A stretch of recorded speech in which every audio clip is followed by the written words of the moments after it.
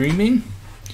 And let's do watch the levels and see if it picks it up. Or actually, you can listen now. I can listen It's now. live. Well, I was gonna say, but here. Watch the. Output. You can listen now. I can listen. It's live. Let's see. Almost live. Hey everybody, we're just testing the audio before we get started with this thing. We have 0 viewers, so who cares what we do right now?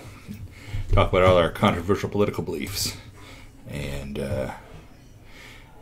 anyway, we're just trying to find out if you hear too much of the Great British Baking Show in the background.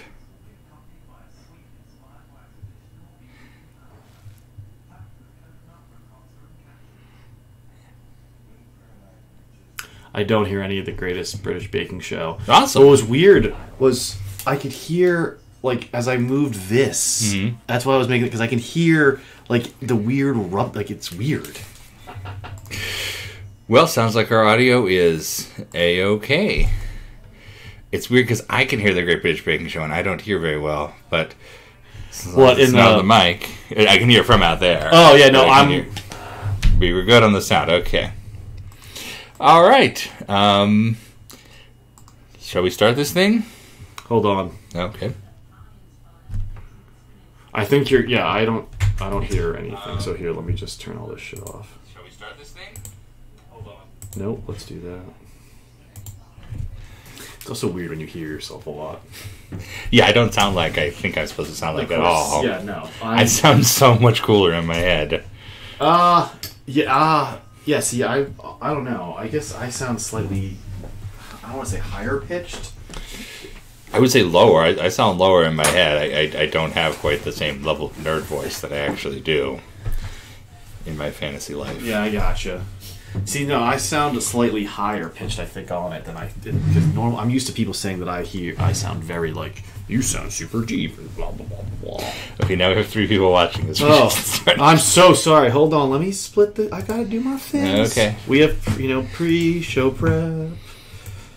When I used to work on the exchange, this is what I had to do. I had to fill the water glasses up. You had to make sure the microphones were set. There was pen and paper for everybody. I didn't get pen and paper. I do have water for some reason. Yeah. I don't know where that came from. That's what was there. I didn't bring that to you. Oh, okay. I'm in my PA. Let's see. Are we good? I think so. I think so. I'm going to play the song.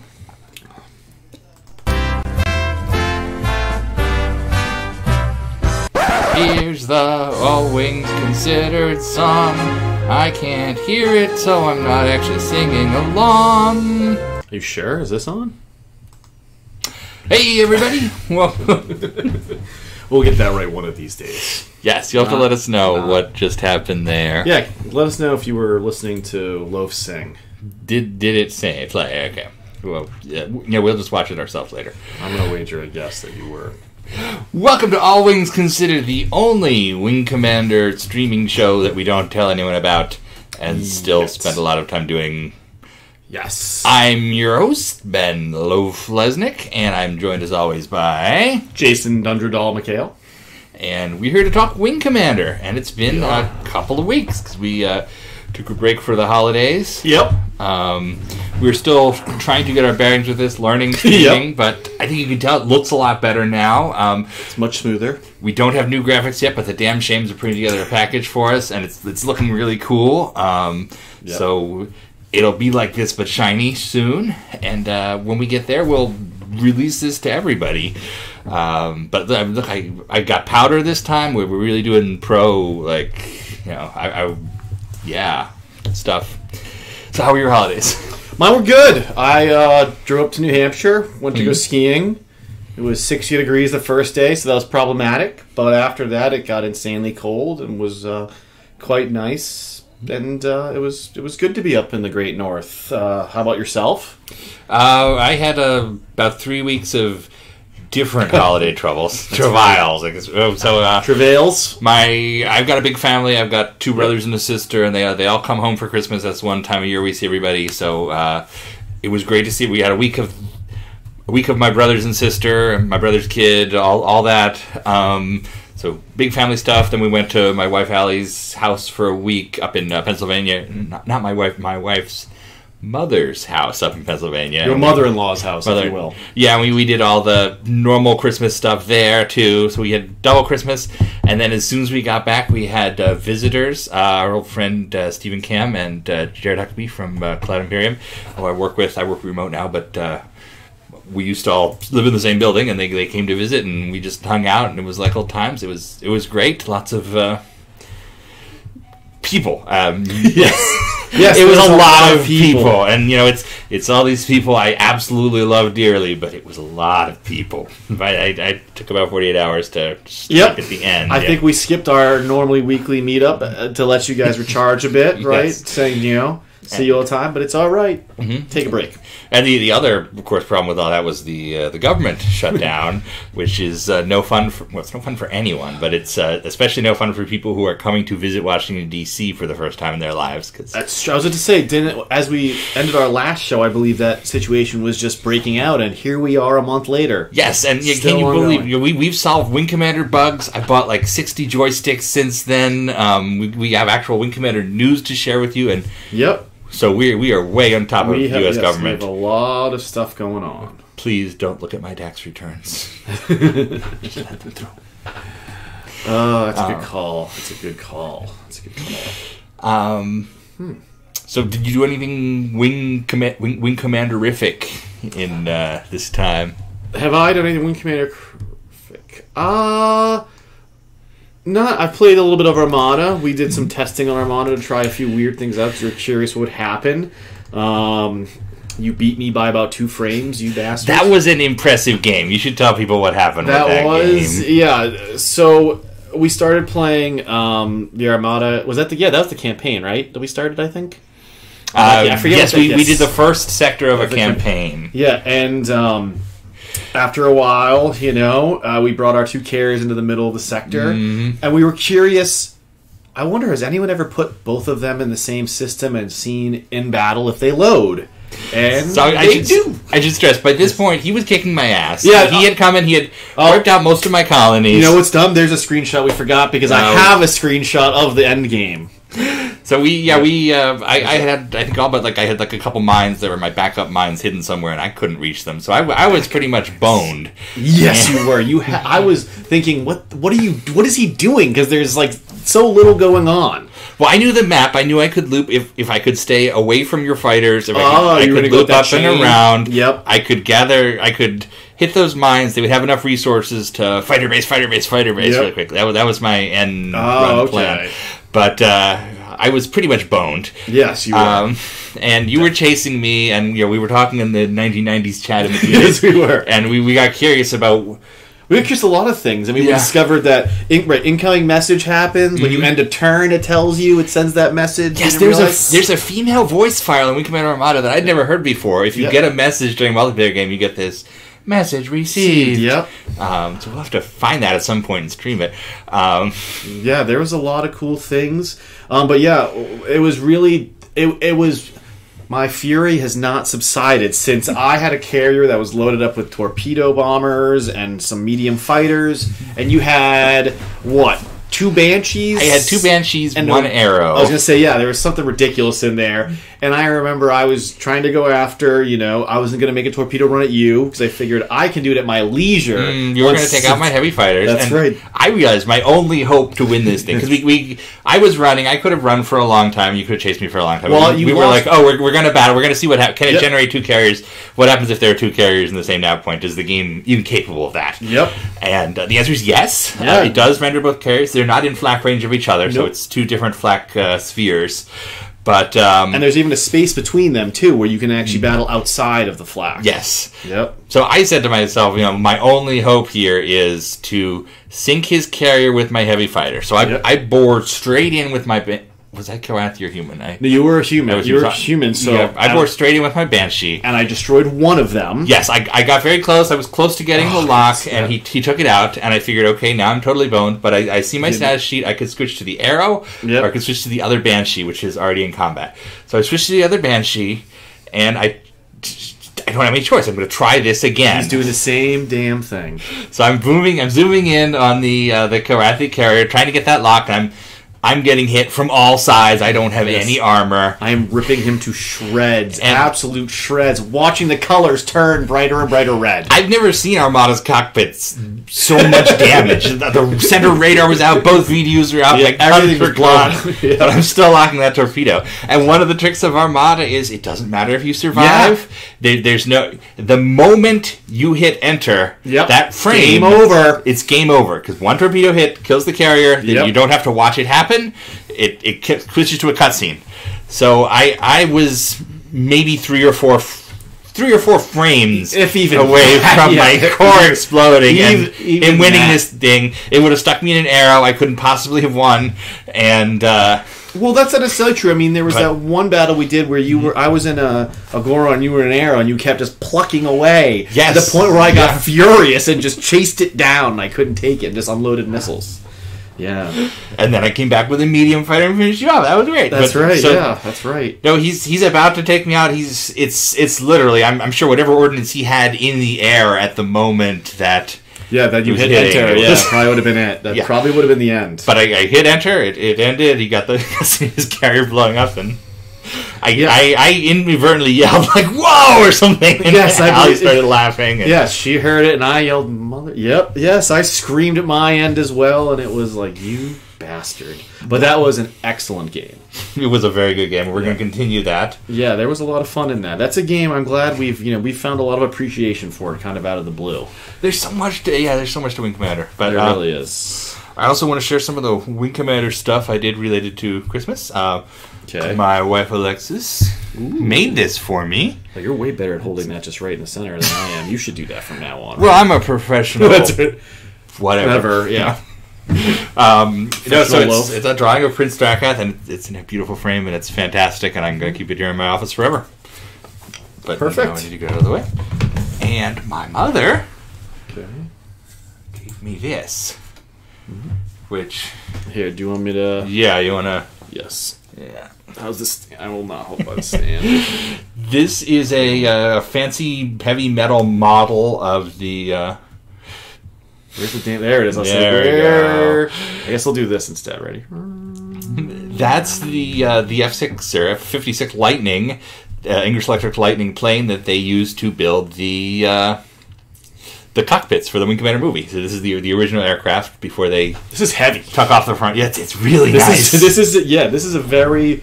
There is a line of these, a few companies that make some of these are absolutely beautiful. And it's such a nice chunker. It's 148, and it's not. This is not small. I've always believed that someone should have at least one incredibly nice airplane model on their desk, and now I've got. Yeah, he's got. Yeah, now you make my Hellcat's 148, so it's like half the size of this. We should compare them. That'd be cool. Oh yeah, I'll have to bring it over next time. I'll put it over. Yeah, I got no room over here for. We didn't prep this side today at all. Usually, it's not stuff that's that big.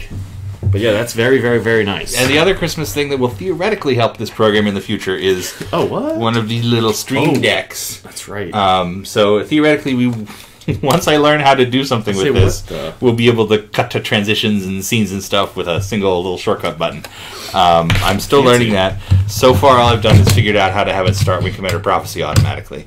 Oh, nice. Yeah, you just drop the icon on there and then you have a prophecy button. Oh, these light up with the icons, or just it's a little LCD, so it actually displays whatever you put in there. So that's sweet. It's what the pro streamers use to Fortnite and do Fortnite. So enhance. Those are my Christmas things. But I had a great Christmas. It was excellent seeing my family and friends, and we'll have to do it again in a couple of years. Yeah, we overall everything went well, right? I mean, we didn't have a white Christmas, but we did have a white weekend. This weekend. Oh yeah, there's snow outside right now. We had almost a foot of snow over the weekend, and that was fun. Our first big snow here in Rockville. Right. It kind of came in two waves. So we actually shoveled ourselves out and were exhausted, and then got another 8 or 9 inches, and luckily some children showed up too. That's right. Yeah.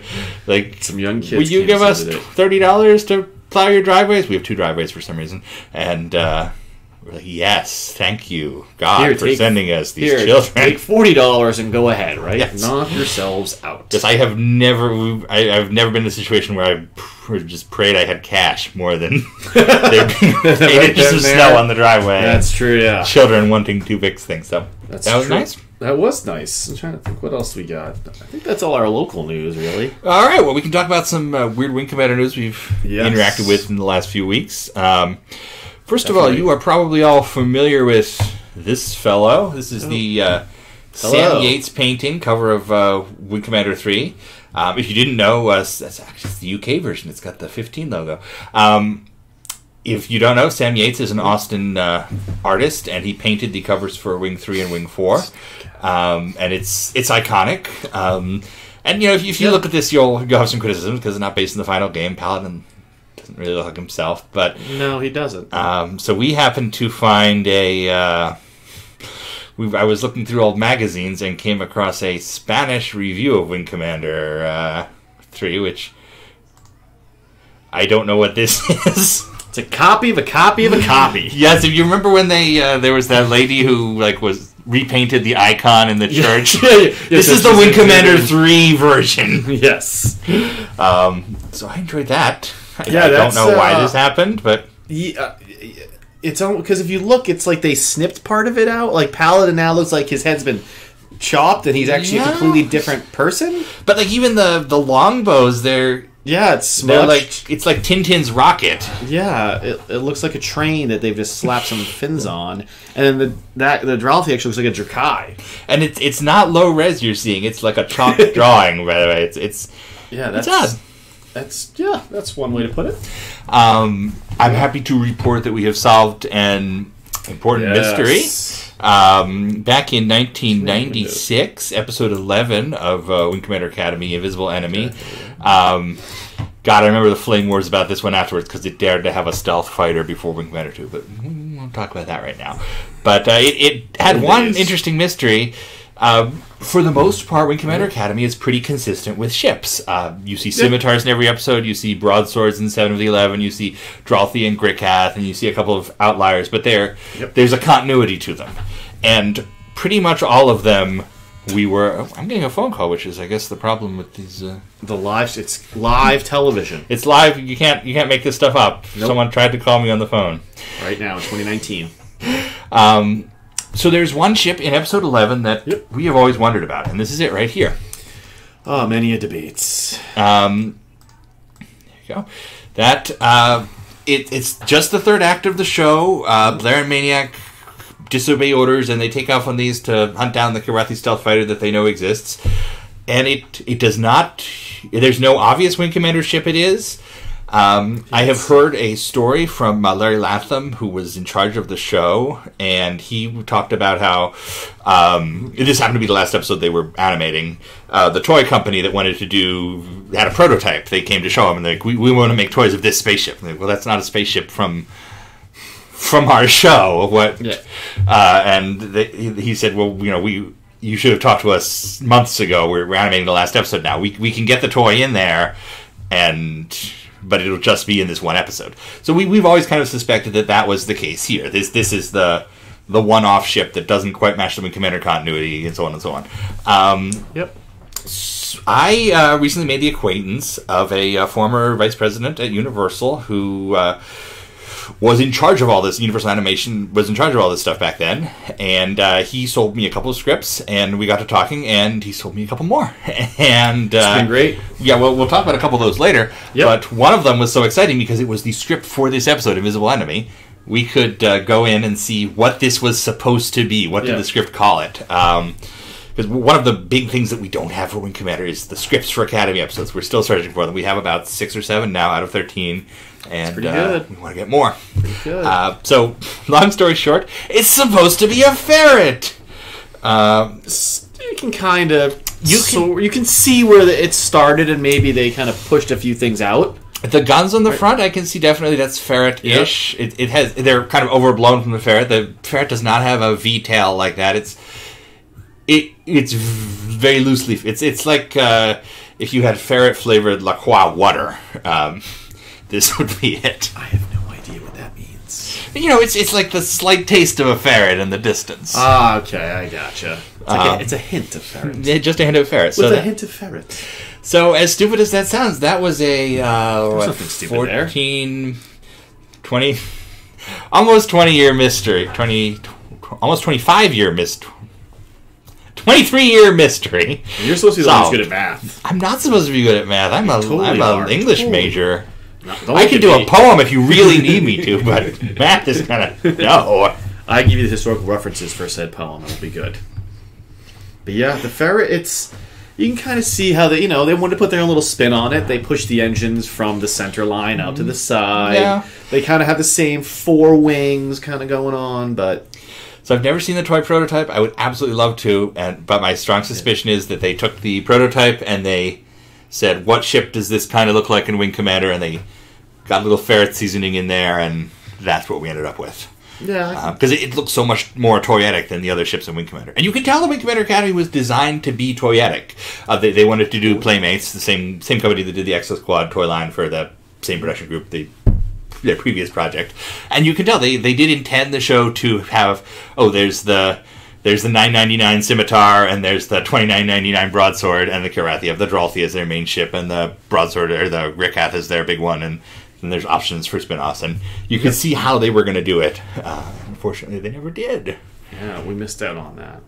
We need 1/72nd models of these things. And not from some weird guy in the Philippines or Thailand, wherever that was, for years doing that weird stuff. It's still on eBay. There's still these listed on eBay. Model Gothry on eBay takes 2 months to deliver. Just outside of eBay's feedback zone. I don't know. What we're referencing is there are these listings on eBay, and they're for all sorts of science fiction things and aircraft. Anything that can be shaped. Yes, and it'll be some random picture from Google image search of whatever this vehicle is, and it'll say, high quality mahogany model of Gothry Space Fighter, or and there's 12 Wing Commander ones that just have been showing up since the early 2000s. Yeah, and they're like $500 each. I've never wanted to spend $500 to see if I could possibly get some guy in the Philippines to make me a Wing Commander model. So it's whatever it always says. These are made to order. So it's.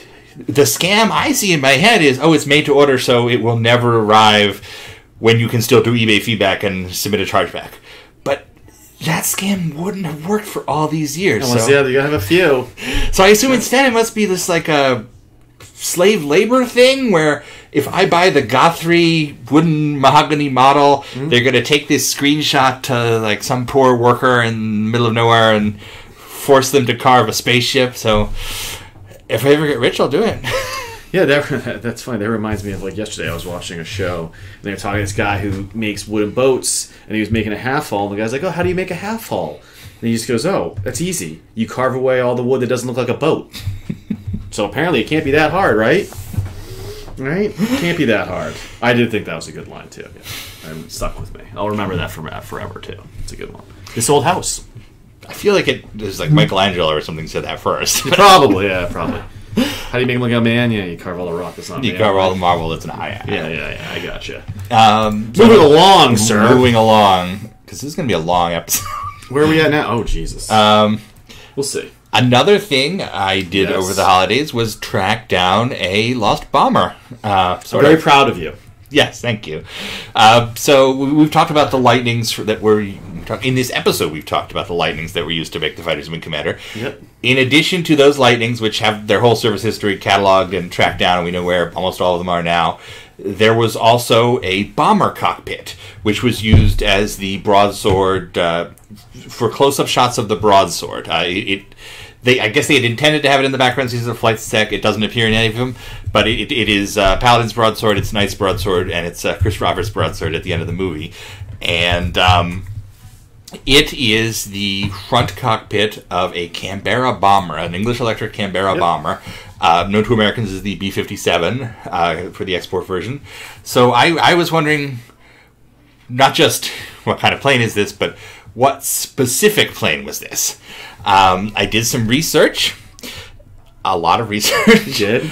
I managed to track down the model number for the plane. It is, and I don't have it in my head, but I have it written over here. It's serial number. Serial number. WJ640. And way different than the Americans. Luckily, the British plane spotting community is amazing. They have decades and decades and decades of archives, and they know exactly where all of the bombers in their V-Force were at all times. So I was able to go back and learn that this specific aircraft that the cockpit was cut off and used for the Wing Commander movie started its service in 1954 as, incredibly appropriately, a spy plane. And here it is. This is the actual bomber that becomes the set for the Wing Commander movie.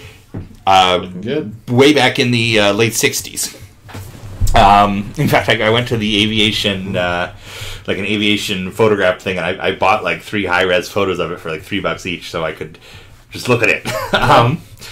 And yeah, it was originally a spy plane. The British fighter force, it was part of a secret British unit which would fly these bombers as close as possible over the Baltic, over Soviet airspace, and then they would have a mothership, which was they called it Boeing Washington. It was a B-29.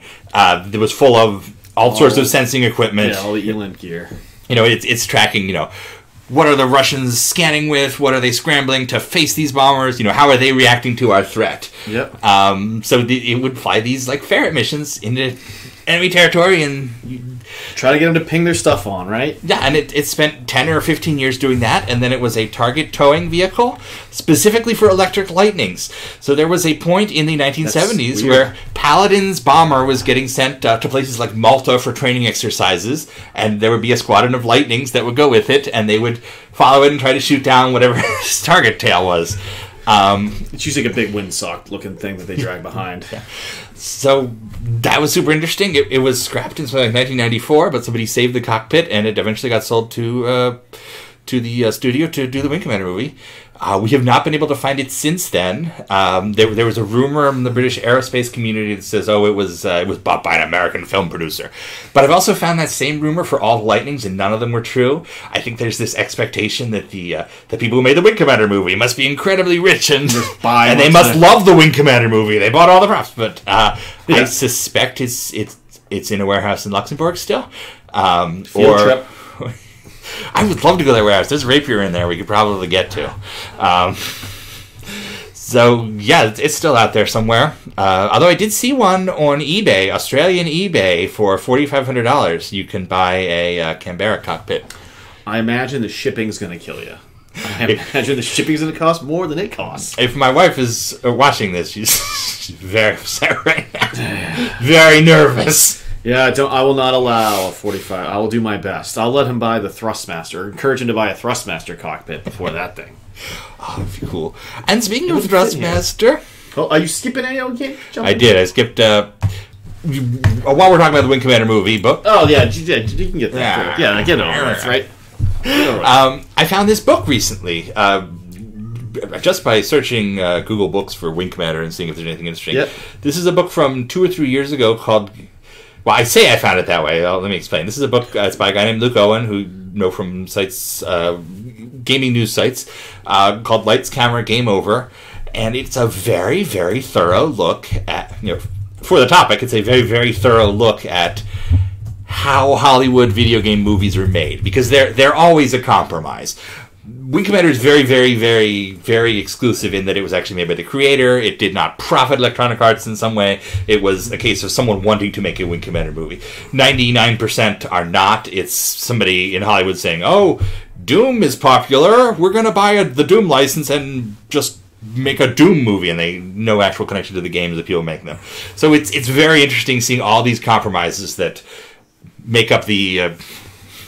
every game movie ever released. Yeah, what do you have to pick? What do you have to choose? What do you have to dump? Yeah. He does it in chapters. So, there's a chapter on the Mario Brothers movie, there's a chapter on Resident Evil, a chapter on Tomb Raider, and so on. Wait, how thick is the chapter on the Mario Brothers movie? If you are ever interested, there is a community that is obsessed with the Mario Brothers movie. I'm not. They are better than us at archiving stuff. It's really incredible. I'll find the link for that and share it in the bottom. Wow. Remember to ding and subscribe. Don't do that. So he does a chapter on the Wing Commander movie, and I was like, oh my god, this guy did an interview with Chris Roberts, who's my boss, and he did an interview with the guy who produced the film, whose name I can't remember now, but and Chris gives this fantastic interview. It's warts and all. It's here are mistakes I made. Here's what I wanted to do. Here's why I did this, and it's super super interesting. The other guy comes off as a real, whatever the worst word I can say on this show is. A bleep? Yes, a huge bleep. But it's interesting seeing him. And when you see this like slick Hollywood producer b-hole guy talking about what he thought went wrong, you're like, okay, I see what's wrong here. But it's super interesting. I found this, and the coda on this is that I then looked at the credits to see, how come I didn't know about this? And there's a part thanking me for my help writing the book. So it must have been an email that I completely forgot about. Okay. But it's a super interesting book, and you should buy it. And I also scanned the Wing Commander part, and it's at the CIC. So I hope you're getting your royalties checks regularly still. I think I must have answered questions about the box office or sent him some scripts or something. Because I get emails about Wing Commander constantly, and I answer them, and it happens. Yeah, it happens. Look at now, everybody just gets random thanks. What else did I do about the holidays? So take a look at this. It's Wing Commander 2. Mm-hmm. What do you see wrong with this picture? Oh, why am I looking at yours? Oh, it's not on that screen yet. That's why I'm looking at. There are some strange numbers. No. Target, weapons display, fuel level. I don't know.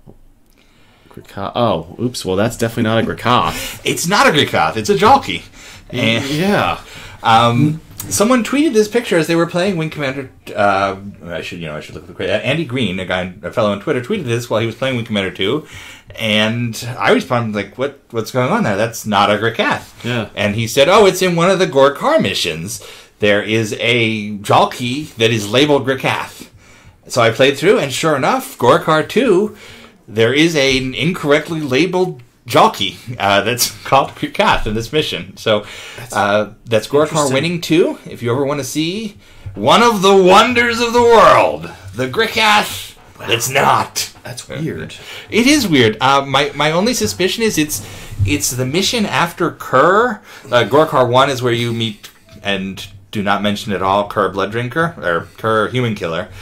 And I just kind of think maybe they had Gritcaths in this mission and they copied and pasted and didn't change. I don't know. Because when you're normally you don't have a special target ID. You have to work to have a different target ID. Yep. So if you have an ace that has a name or a ship that has a special name, the game, you have to specifically code that into the script for the mission. If they just had dropped a Jalki in their mission editor and had it there, it would say Jalki. Mm-hmm. So somebody specifically made this choice or forgot to change it back for whatever reason. Well, that's like Whistler asked if it was an ace named, a holder or something, and then Grakoth just got dropped in. Yeah, that's my suspicion, is that it is in, they have an ace, or it doesn't have to be an ace. It can be. Wing Commander 2 has a technology to name ships whatever you want, because if you notice that different the freighters will have different names, or so yeah, that's an old bug. Hey, it's a feature. And one of the reasons that I was able to get that and check it so fast is something that I've been really enjoying lately. I decided to. One thing I know, I noticed the GOG version of Wing Commander 2, which I've been spiffing up and getting right here. It doesn't have the pilot transfer utility, and it doesn't have the insult, the taunt programs, which were two things that were added to the deluxe version of Wing Commander 2, and nobody ever thinks about. So there's no shortcut in GOG for them. I found that. Think about, man. That's my first Wing Commander 2 was deluxe. Yeah. So I found that they had removed the files entirely for the mission selectors, even though they're just elaborate batch files, and they had hidden the insult files in the game data directory. So I made a little patch for GOG Wing Commander 2 that adds back those files, and it changes the menu, or the GOG menu, to this. I saw that earlier. I was wondering when you run it, I'm like, what is he screaming? I'm like, where did that come from? Yeah, so this was my like community service project for a day. I added a select mission, and I added the 2 insult editors, which are so pointless. You can go in and you can change your own insults, which is cute, but why? But I wanted to get them in there. Hey, and the select mission is really cool. I had to go back and learn how DOS batch files work again, which is really fun. Learn some of the weird limitations of DOSBox to get it to work right, but it was really fun. And you can select mission, it'll ask you which game you want, and it'll show you a list of the series. So yeah, that's up at the CIC if you want to. I want to try that when I get home. Yeah, it's a nice. I'm thinking I want to put up all my updates to the GOG versions because I've optimized them for proper MIDI and right settings and everything. I should share all that in general. Yeah, there should be like a LOAF GOG add-on special pack. We'll find some 90s term that can call it. And the other thing that I think we all want to talk about, the elephant in the room, you can kind of see it peeking up behind Dundradal there. Oh, hold on, let me identify. There it goes. It goes. It goes. There it is. There she is. This is Thrustmaster Mountain. That's right. I got it into my head that I was going to read up about the history of Thrustmaster for an article or a video I want to do.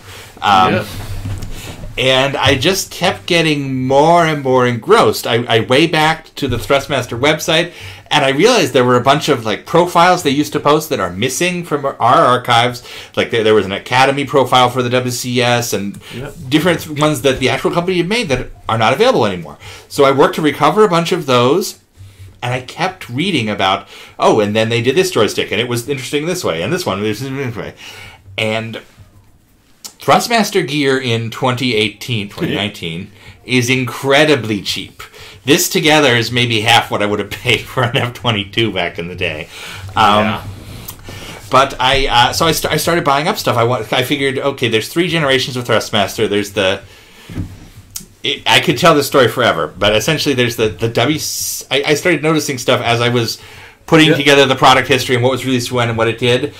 First thing I found out was that the initial WCS throttle was not a programmable throttle like we know today. It is literally just a keyboard that's molded in ABS plastic. That's right, ABS plastic. Joke from earlier. It's a keyboard shaped to look like a throttle, and it has little dip switches that go to 7 or 9 different preset options, including Wing Commander. And it says right there on the box, it says supports Wing Commander. It's like, I gotta get a WCS for my collection, even though it's ancient technology. That's why I love ancient technology.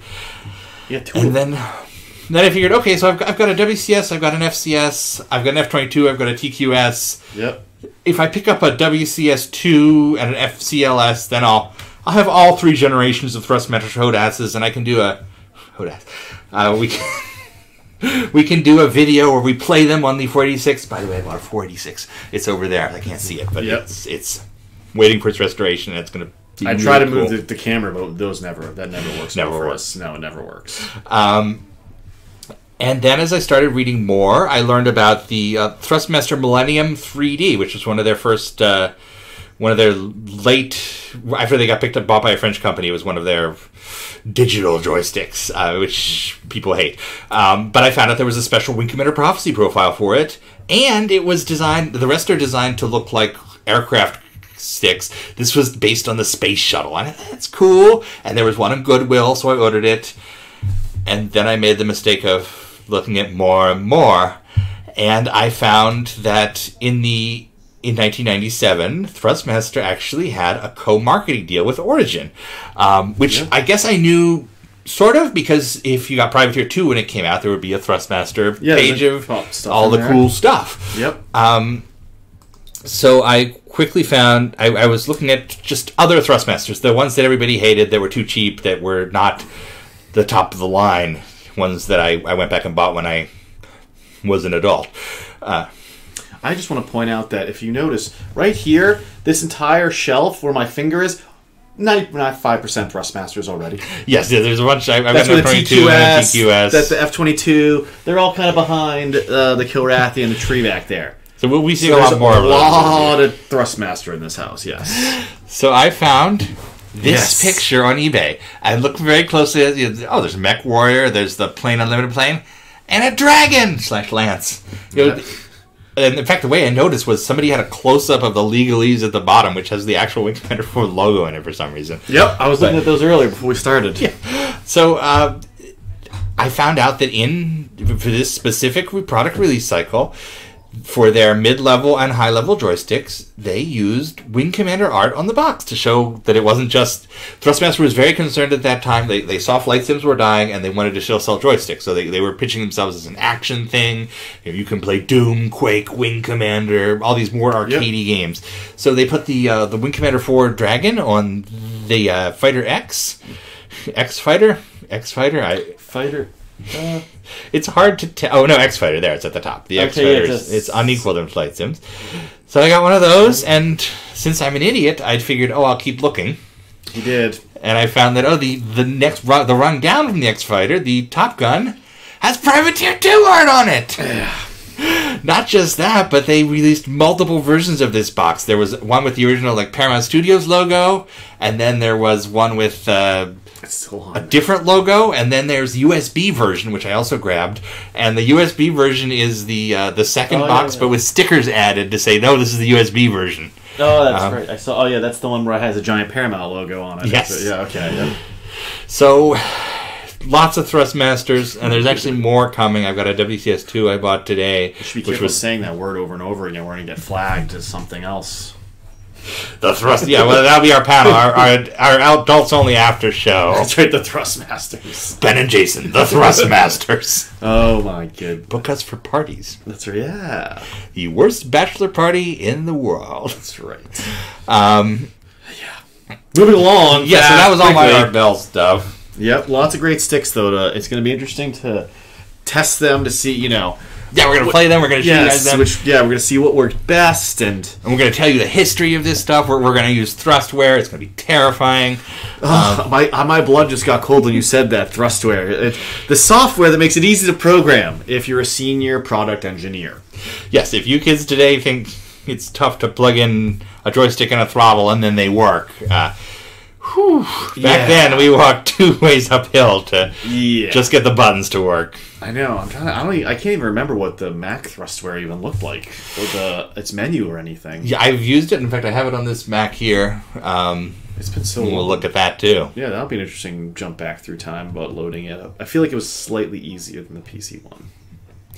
So with that, we can go from just chatting to the Wing Commander News, courtesy of wingcommandernews.com. I've changed my chair. I finally figured out how to make my chair comfortable, but it does.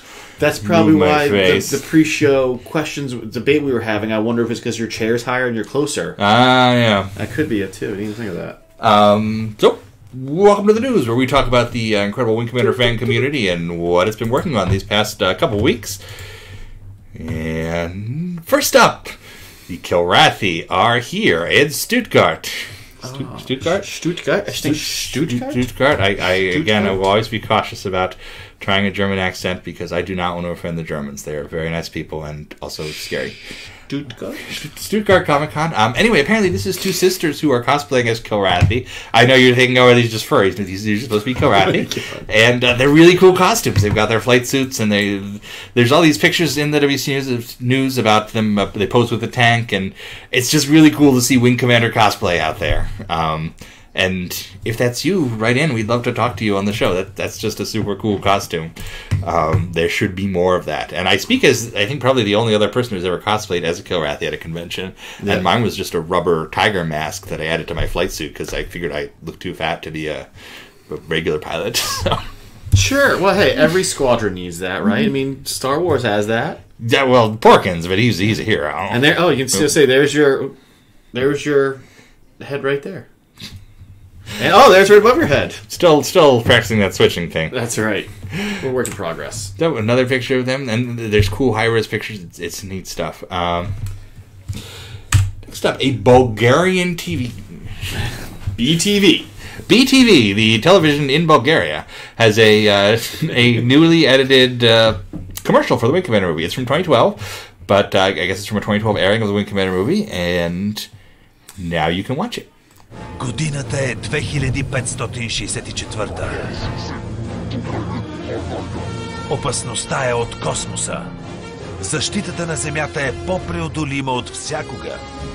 Но не и след като те застанат на пътя на завоевателите.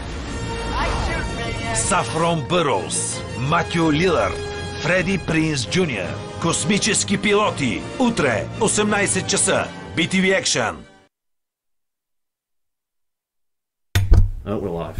And there you go. The most interesting I noticed in that was the captions for the Karathi, which are different than how they're done anywhere else. And one thing I've found from going through Fox's media is they actually distribute the movie with no captions there. So in foreign places where you don't see like the Karathi characters turn into the letters in other countries, which is a shame because that was a cool effect, and I'm sure someone at Digital Level worked hard on it. Yeah. Medals! This is just truly incredible. A fan named Vogel has created 3D printing files for all the Wing Commander 1 medals and ribbons from the PC version. And they are so cool. And he's posted this for download. It's a site called Thingiverse that is one of those things that people who are smart enough to understand 3D printers use. And it's just so good. Oh, yeah. Yeah, and you can make a Wing Commander medal box, and I wish I knew how. I now have in my list of projects, I have to learn to 3D print, or I have to find a service that'll make this for me, because it's so cool. I've always wanted physical medals. So thank you, Vogel. That is just... Those are very good. Yeah, those are very, very good. Yeah, they truly are. And if you look really close, it even looks like it's cloth for the... Yeah, I was confused as to how, if he had attached the medals to cloth's pieces or what. Yeah, it's something. Yeah, it's like thin. Next up, the Wing Commander Homeworld Remastered mod has been updated. Yes. We now have planet backgrounds from the Wing Commander Saga Free Space mod, which, as you can see, look pretty beautiful. Looks a lot like what people who play Wing Commander 3 for the first time think is Jupiter, but it's actually... Torgo? Say it again. Torgo? Ah! Oh, God. Put me on the spot there all of a sudden. I was like, I know that planet. Mm-hmm. Yeah, we know from the novel it is not Jupiter. It's supposed to be Torgo. Yep. Good old Torgo. And here's another one. More of a Saturn sort of thing going there. Rings going around. Next up, we have new cards for Rishin's... Oh, no, wait. I've said the wrong name, just like a professional newscaster. Yeah, I see. Yeah. Admiral Maverick has created more pilot cards for his tabletop Wing Commander game, and there's some deep cuts here. Damon Carnes, Archer. It's a tabletop game you can print and play. It's on the WC News forums, and it looks like it's a lot of fun. That's another one we can look at someday. But I love remembering the people from the animated series, and there's some other deep cuts that he's done, and it's cool stuff.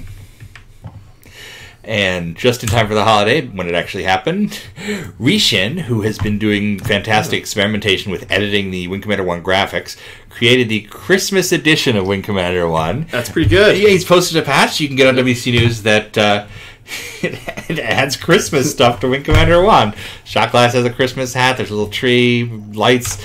Yeah, it looks good. Even your cockpit had Christmas lights added. So this is very clearly for when Blair was young and they were fresh out of the academy, still living in their college dorm room.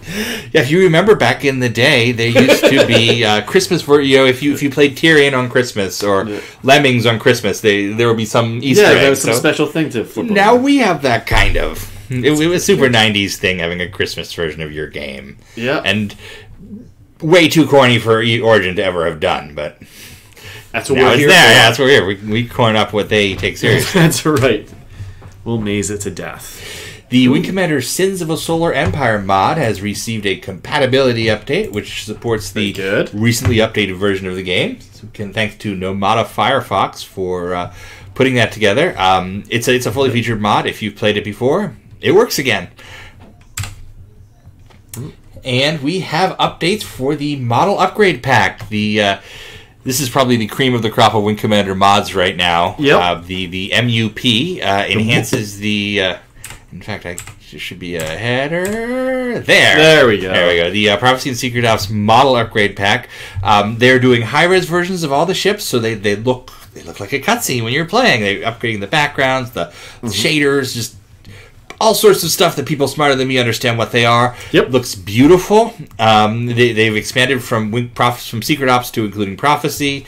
And it's so good, and it's a whole bunch of fans. They're renders by Defiance Industries, but I know AD is working on updating the videos themselves, and they've had another public release, which makes... I have to go back now, because I got my slides in the wrong order. It adds a new high-res version of the Ellis Super Base to Secret Ops. You remember there's an Ellis series in that game. I do. It updates the Nephilim Leviathan carrier, so that'll impact both games. And gosh, yeah, it looks like the ads they used to run in the magazines. It does look really good. It makes me...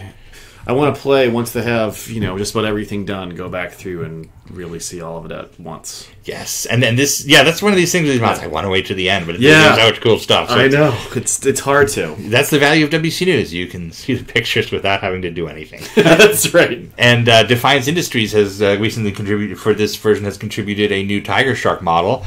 That does look good. And in addition to just the standard livery, the ships in Wing Commander Prophecy are actually designed to have multiple liveries for the different squadrons, because they intended to do it in the multiplayer feature. So if you wanted to do Tiger Shark versus Tiger Shark, one person could be the Black Widows, one person could be the whatevers. So if you look closely at ships in Prophecy, you will see sometimes they are squadron specific. So Defiance Industries has done different liveries for this, including here's like a Confed Hornet early one of the Tiger Shark. So he's got the different squadrons, and he's got some imaginary ones too, and that's super cool. Yeah, it's like the WC4 Arrow kind of green scheme going on. Definitely. Yeah. Next up, nope, that's the same one as before. Next up, New Angel has posted a video on YouTube as part of his Our Story So Far series. It's just about games in general, but he did a thorough in-depth look at the PlayStation port of Wing Commander 3, which is the worst port of Wing Commander 3 that was released, but still super interesting. A lot of things that we love come from it. So yeah, it's like you don't want to see the hot dog get made, but you got to get those news videos and the Hobbs cutscene from somewhere. So he walks you through all that, the highs and lows, and it's really worth watching. I'll put a link in the comments. Yep. Now, here's a semi-professional thing. The guys at Raylight, which was the company that developed Wing Commander Prophecy for the Game Boy Advanced, are still out there working. And I'm always surprised when I see, they did like My Pony Horse Pony 3 for the Switch or something. But they're still out there, and they are making bank doing those games that have to get made but don't necessarily get any credit. Appreciation. But Massimiliano Di Manda, who was the president of the company and who was the driving force behind Wing Commander Prophecy for the GBA, posted a long history of the company to LinkedIn, and it's incredibly fascinating. It talks all about how they worked with how they worked with a shell company outside of Electronic Arts to get the rights. They did Star Giants, which you see here. This was they initially wanted to do Wing Commander 1, and they figured a way they could do it, and then Electronic Arts said, no, you have to do Prophecy, and then they were like, okay, we can, and nobody could believe it, and it's a great story. So it's on LinkedIn. It's part of their LinkedIn whatever business, whatever, and check it out. And boy, would I ever... It's hard to figure out where it is, right? Boy, would I ever love to play Star Giants someday, because that looks beautiful. It's sprite engine. It's kind of funny how the rapier in that almost looks like the Academy ferret a bit. Yes. A little bit, right? A little bit. It's everywhere. It is everywhere. Gunship! Gunship is a UK synthwave, I believe. Synthwave, yes, that's the word. A UK-based synthwave group, and they recently debuted the first music video for their new album, and it includes, of all things, a couple of seconds of Wing Commander 1 footage. It's all sorts of video games. It's the stuff you're familiar with. Lots of the NES. wizard. Yeah, love the wizard in there. And there's Wing Commander in there, so check that out. Oh, okay, good. To say we weren't going to play that. Good. Thank you. I figured we would get flagged if I took the actual, because it's a real thing. So I see. I figured we get flagged if I played the actual song. That's it. But if you like synthwave or know what synthwave is, which I do not. Yep. And that's the music for you. Goku looking at you. That's a mean thing to say. A Hornet is ready to fly. Eric Pirate Ninsai has built a real-life RC Hornet that's getting ready for its first mission, and here it is. You can see it's got its engine inside, its propeller at the back, and I wouldn't think of designing somebody origin in 1990 scribbled in a cocktail napkin would fly, but I trust RC people to make that figure happen. out a way, right? Yeah. I guess enough thrust, because, doesn't it seem to lend itself to flight? It has wings, but... And one more to catch up from over the holidays. Artist named Android Arts has been doing these reimagining sketches of the original Wing Commander and Wing Commander 2. So he's come up with like his take on all the ships, and he's incredibly talented. So you can see they're different than the originals, but they still ooze with his character that brings out the original. And he's got all sorts of ships and characters and things, and it's neat stuff. I know I say that about everything, but everything is neat. Everything is good. And last but not least, we have some actual breaking Wing Commander news that has not been on the site yet. Oh, that's right. George Oldzier is now shipping his Kickstarter album, the Wing Commander Jazz album, which is the live music from the Wing Commander 3 barroom scenes, which he played in Austin with his band last year and recorded, and it was part of it's a reward for the big crowdfund he did, and I cannot wait to get mine. We'll talk all about that once it gets here. Yeah. And very, very cool. I'm sure that if you contact him, he'll be willing to sell you a copy. He's always good about that. This is his second, third, counting when he did Daylight back in the day, but this is his second crowdfunded Wing Commander album, and there's a third one in the works. This was the stepping stone to another album of live music with reorchestrated stuff, and I can't wait. I hope he gets to do all the music someday. He's a super good guy. And that was our Wing Commander news. How was it? Yes. So we've been talking about what to do today. We didn't have a strong Wing Commander to play. I mean, there's plenty of strong Wing Commanders to play. But we thought we would continue Special Operations 1, which I will now... hopefully this still works. I keep looking at our stuff and thinking, oh no, have I broken anything in the last 3 weeks? So let you... If Dundradal can let me know if this is loading correctly. Oh, wait, I can look at it. Yep. Looking at we have this screen. Let's see. So there was my mission selection thing. Here's... Yep. Okay, yep. No, you're good. Why is my monitor screen so... Oh, you're just a little... You might be a little cut off, though. Hold on. Am I? Oh, no, maybe it may have just been the menu. Now, I believe I remembered to save this last time. Yep. Yeah, you did. Yep. Okay. Okay, just your menu must have been slightly off, right? I gotta fix... Look how my colors are terrible. I don't know what I did to my monitor yesterday. Your laptop is... I changed the colors and screwed them up horribly the other day. It was bright. So let's view the storyline. Sure. Do you remember your roles? Oh, yes. That's why you're looking at me like that. I gotcha. Repair deck, TCS Concordia. Oh. That is probably too loud. I heard you ran into some real trouble on your last mission, Colonel. I'll make her southern. The second patrol didn't come back. There's definitely something unfriendly out there.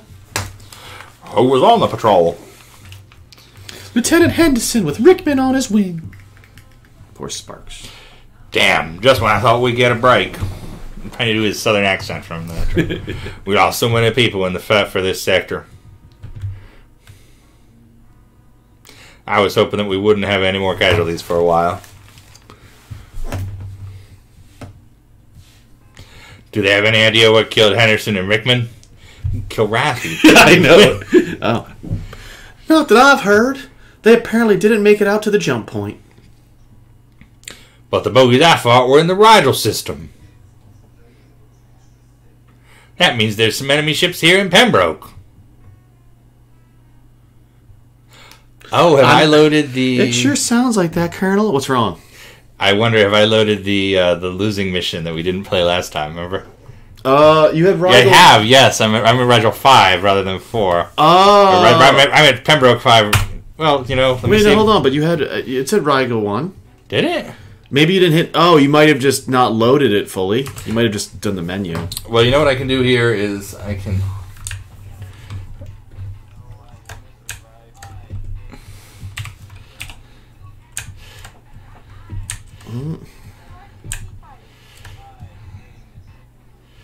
Doomsday hates it when I do that. Doomsday hates a lot of things. Ooh. Alright, I thought I could just play that mission and get to Rigel, but if you remember, we died last time also. That's 6 Ace Guthrie attacking the Concordia. Part of Wing Commander's traditional, if we can't, if you're not doing well, we're going to punish you more. Well, that was, it says Rigel 1. Yeah, that's what I thought, at the bottom, right? Oh, but maybe I saved it as Rigel 1. Oh. So, what we can do here, this is very exciting. First time ever. Oh, using your system? We can use the mission selection system. Ooh. So, guys, you are seeing a world first here. Instead of hitting 2, I'm going to hit 4. And then I'm going to hit 2. And then I'm going to hit 2. And then I'm going to hit 1. That easy. All this for just $9.99. That's right. Wrong button. Now let's view the storyline. Alright. Observation deck, TCS Concordia. Angel, there's something we have to talk about. Oh, I do French, great. First name! You are not being transferred off, you! That was... Talwyn sending me off to work as a covert operation with Paladin. I will miss you, mon cher, but I will not tell you to be careful. Because I know that you won't. I'm a badass. Just come back alive, please. Don't worry, love. I always do, don't I? I mean, until you don't. Yeah, I mean, that's kind of yeah. Admiral Talwyn's office, TCS Concordia. You wish to speak with us, sir? No. At ease, gentlemen. I have new orders for you from Confederation High Command. Because of the situation here in the Rigel system, your transfer to Special Operations has been delayed. Call sign. That's one of the effects of using the mission selector. These pirates have captured or torpedoed several free traders. And we believe they may have destroyed the Rigel supply depot as well. Ralga, I'll send you with call sign to Gorakar once we've dealt with this problem. Sir, with all due respect, my mission at Gorakar cannot afford to wait.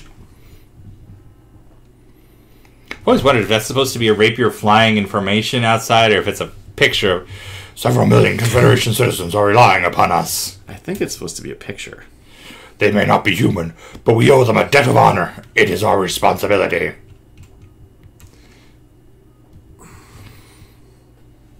I know, Ralga. We also have a responsibility to the Gettysburg crew. What do we owe them? Those mutineers? They're pirates. You're one to judge, Colonel. Call sign. We don't know the entire situation with these pirates in the Gettysburg. But we are going to do everything in our power to recover the cruiser intact. Yeah, it never looks good when your fleet loses an entire cruiser. But we're running out of time. Once they realize that we're here, they'll run to another system.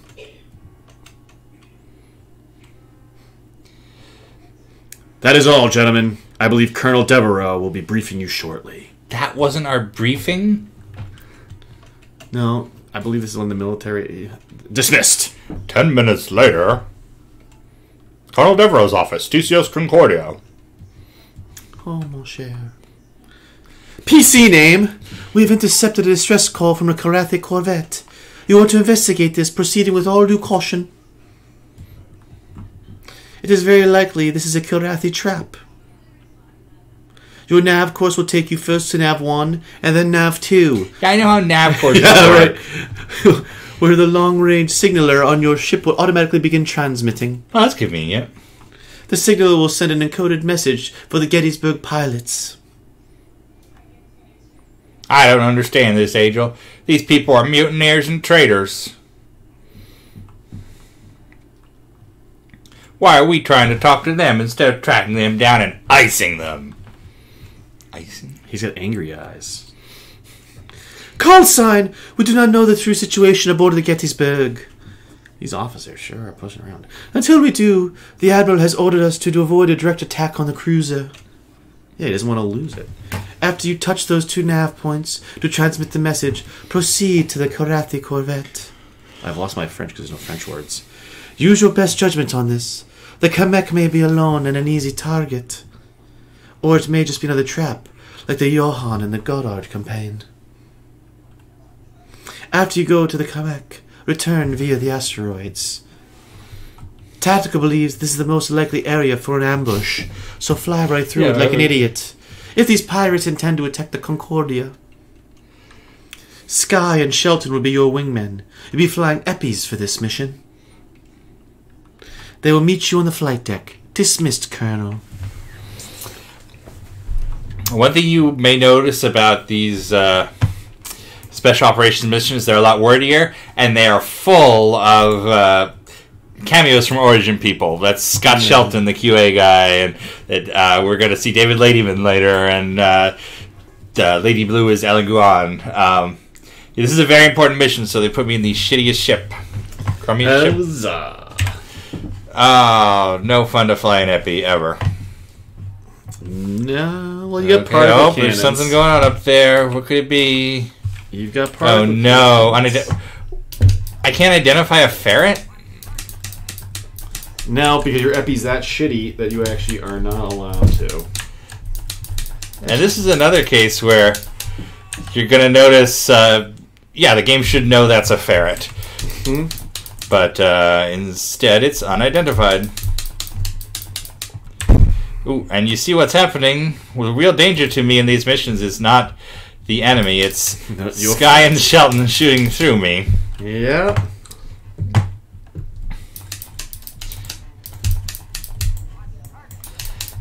And me shooting through them, I guess. So it's all's fair in love and war. Apparently. Especially it's on the front.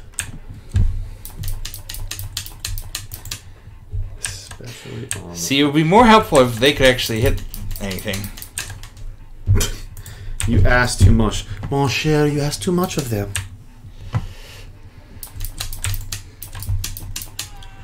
Okay. Oh. I think I killed one of my wingmen.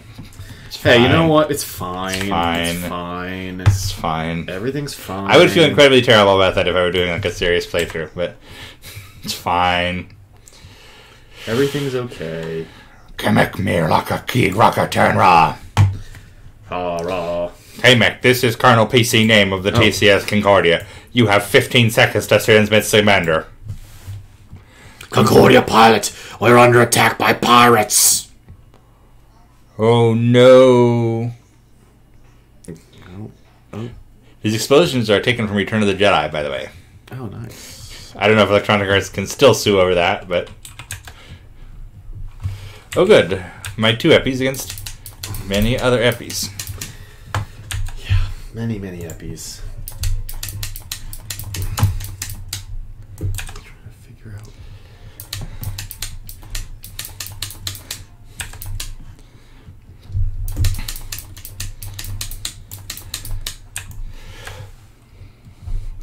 This whole series is set up for the next book in the Wing, the second book in the Wing Commander series, End Run, and maybe we will start our Wing Commander book club with that next week, in honor of what's happening here. What is happening here? End Run, great book, and we just actually watched the Space and Above and Beyond episode, sort of, kind of like End Run. Oh yeah, yeah, it was their Doodle Raid episode. We've been watching Space Above and Beyond Tuesdays, Thursdays. Since we finished our... finished Babylon 5, yeah. Yep. Although we keep adding things. Oh, just a bit up your butt. Alright, I can do this, and I can keep Sky or Shelton alive this time. So, any questions from chat? Anybody? Not for the most part. Is anyone watching us? Yes, 6 people are watching us. I'm trying 6? That's more than I would have expected. I'm trying to figure out how to make sure my stupid... I don't know how I screwed up my monitor last night because it was too bright when I was falling asleep, and now I've just completely screwed it. So now it looks horrible. And now PCs don't make any sense and don't allow you just to have buttons on the side that do the damn job. There's 15 different menus. But anyways. But yep. One of the problems with having these generic wingmen in these missions is you can't order them around. There's no interface for that, so I can't tell them leave everybody alone.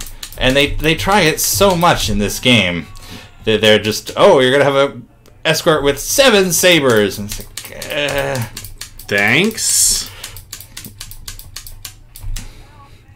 That didn't go so well. I mean. No, I would say be very careful. Oh, that was one of my wingmen, not... Yeah, no, you ran into... You killed the ferret, but then also ran into the other guy. This is not looking... Yeah, this is not looking so good. Not looking good. In fact, I might just... Come on, guy. Let's start this over. There you go. Try the DeGoss button. What the hell's the DeGoss button? Which one's that? I got some Z's. I got some whatever the hell that thing is. Oh, is that this thing? What's this? I don't know what that is. Whoa, that looks weird. I don't want that. Oh, that's connecting to other stuff. Oh, that's mute. Anyways, we'll figure it out.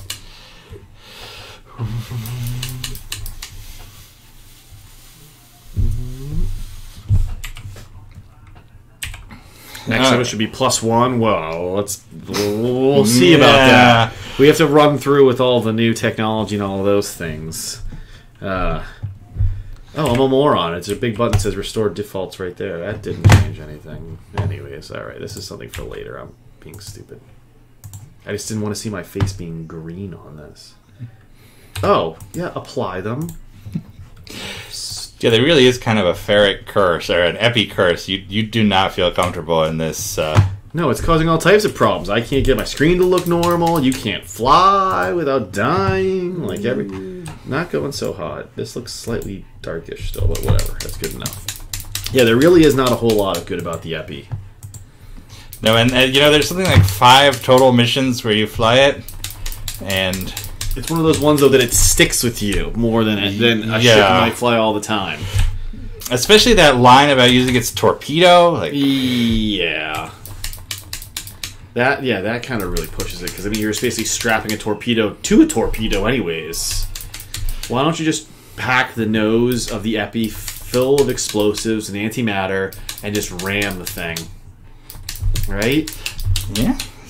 They had aircraft like that in World War II, didn't they? They did. That's what killed the senior Kennedy brother. They called him Kamikaze Joe. There you go. That's right. That's right. Yeah, Space Above and Beyond, combining the dual raid and kamikazes, which was a little odd for me. I'm not going to lie. Oh, you just became the hood ornament on your wingman. Oh, I'm not doing so good here. I'm gonna try it once more, and if I fail this time, I'm gonna give it to you. Oh, jeez. I'm supposed to be the your Rio over here, right? Am I the goose? Well, you better hope I do well this time. Don't eject, because I don't want to die. Alright. There you go. That's not a bad strategy. Let them screw around. I don't think following them will be a wise decision either. No, I want to stay away from them. And I wonder if they're told to be a certain distance from you. No, unfortunately they're not. They're just told to hunt. The AI for the look, they just knocked out all my shields and armor. Yeah, and it's not the guys I'm fighting. It's always that's your wingman. It's my wingman. Yeah. In fact, that was fair. That was fair. I thought. See, now you're gonna be shot. Yeah, it's almost like, and you can't. Now, do they just always target the same one you are? No, but there's so few of them that... Yeah, they go after. Yeah. Let's say you can try pulling the... Yeah, I keep trying to kind of afterburn away. Yeah, pull the nav point apart, but I feel like that there's just so many particle rounds flying out, though, that it's impossible for you to dodge. Okay, no armor. Sparks is going to be pissed at you. She hates me. Job security. Yeah, she does hate you. She likes Bondaversky.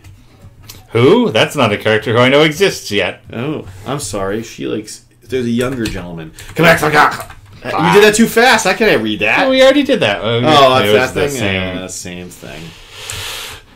I say, yeah, let them afterburn. Yeah, like what happens if I just... let them... Let's see. I'm watching the radar to see what they're doing. Oh, well, that was definitely... Oh, Jesus. I don't know if those are the enemy eppies or your wingmen's particle cannons coming at you. It's everybody. Possible to know. Nope. Do not let somebody get behind you. Mm-hmm. Yeah, the epi really is. There you go. Oh yeah. See, then he picked somebody up. Yep.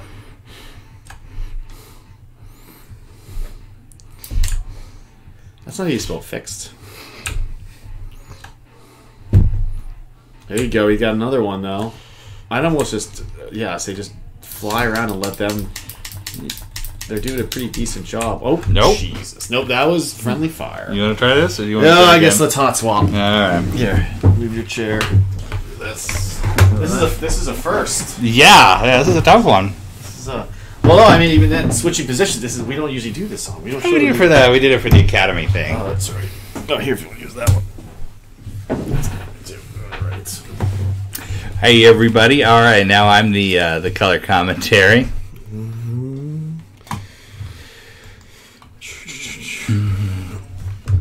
Hey, Alex V says, that's Ninja. Ninja Lay says, Angel looks age appropriate, same with Iceman and Bossman, but your pilot has forehead lines.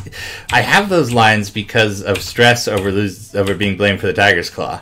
If you notice that at the start of the game, when it's still 10 years ago, I still have the lines. And that is one of those not fixed bugs, because the initial Wing Commander 2, as it was first done, has used the young Blair for the first cutscene and then switched to the old one later. And they figured having another set of character faces was too much. It saves the disc to cut this out. So they intentionally let Blair age very, very quickly. He ages a lot between January 2656 and the end of his court trial, and then he pretty much takes care of himself when he's off at the starbase. Sometimes you gotta, stress gets you, man. Mm-hmm. Yeah, no, I look at us. I've had those years. Yeah. I'm quote unquote growing my hair. Oh, look at this. Yeah. You idiots are in front of me now. So when they would do these add-on packs, and then this would be throughout Origin, anytime there would be a mission disc, it's the B team that gets assigned to do the mission disc. The super programmers, the hero artists, everybody, they do the base game. The Wing Commander 1, Wing Commander 2, Strike Commander. These took the best of the best. Teams of 50 people working for months and months straight to make the game. And then they basically hand it off to the second stringers for the add-ons. You have all the tools. Use them to do a little bit more of what we've already done. The thinking is, it's going to be the same. You're going to do missions with the same ships. Nothing crazy like that. And one thing you will get a lot of times is them trying to push the envelope, because everybody making this add-on pack, they want to be somebody not making an add-on pack. So they come up with these missions where there's 6 wingmen and you have to disable something instead of just, going above the set of rules that was established by design in Wing Commander 2. And you can see that here to a great degree. The writers are going off the rails, trying to tell a more elaborate story with very little resources. The missions themselves, they're not quite QA'd as well as Wing Commander 2, but they take all these interesting risks. And it ends up being not too bad. It's an interesting experience. The sell-through for these was tiny compared to the actual game, so they could afford to have it be a little bit rougher in exchange for selling points. And we talk about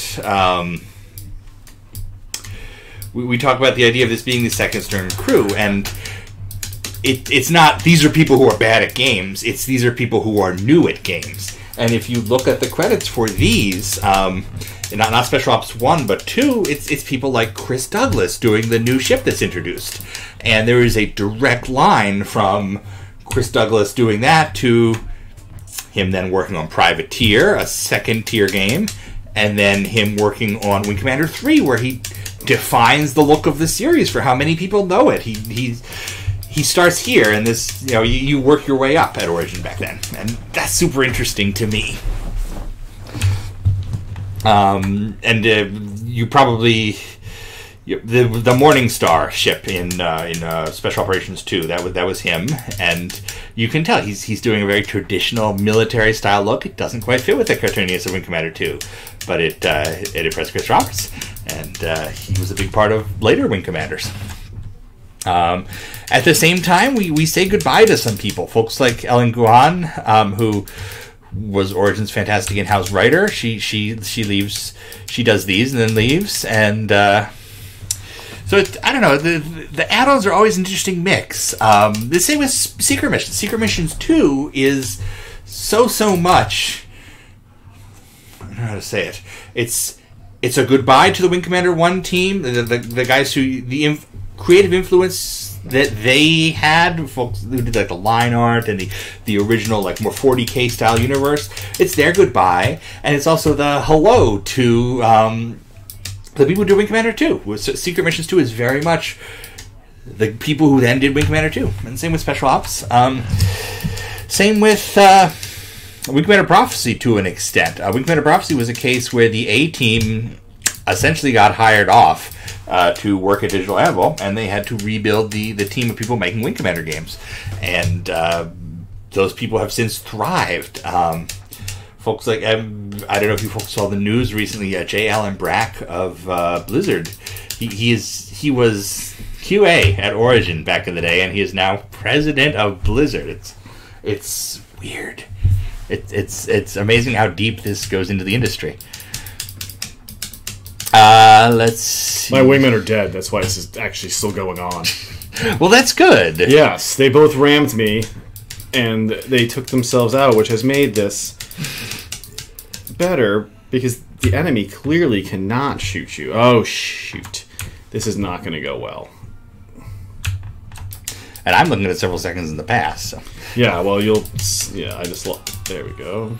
Oh, Trelane says he watched a Diablo retrospective by Jay Allen. Jay Allen is a good guy, and it's one of those things where I saw he got promoted, and I'm Facebook friends with him, and I figured I should send him a note or something, but I don't want to be, oh, you got a great job. I work in this industry, so I haven't said anything, but it's really cool. It's cool seeing how deep Wing Commander goes.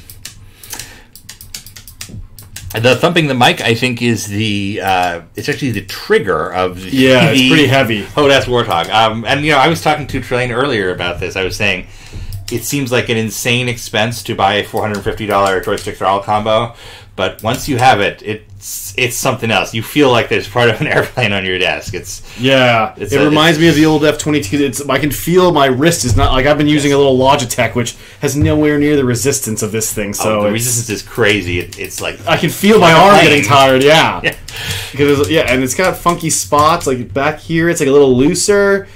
You can see you've worn her in a bit. It's interesting. Oh, for the love of God! You can do this. I know.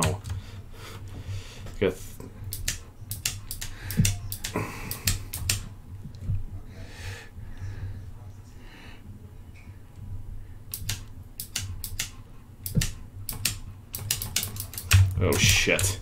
I should be talking instead of being enthralled by this. No, you should, because all I hear is I hear the very bad sound. We have the very bad. Oh wow! Yeah, this is something. Oh, he got each other! Yes! Oh! They just rammed each. Before it exploded, you had absolutely no armor. No, I had nothing. This is your side armor. Oh shit! There's still one more point. Oh, these are ferrets, I think, right? Oh, it's asteroids. You bitch! God damn it! This concludes our playthrough of Special Operations 1. Son of a bitch! God damn it, Angel! We're having a conversation after I get back to the ship about this.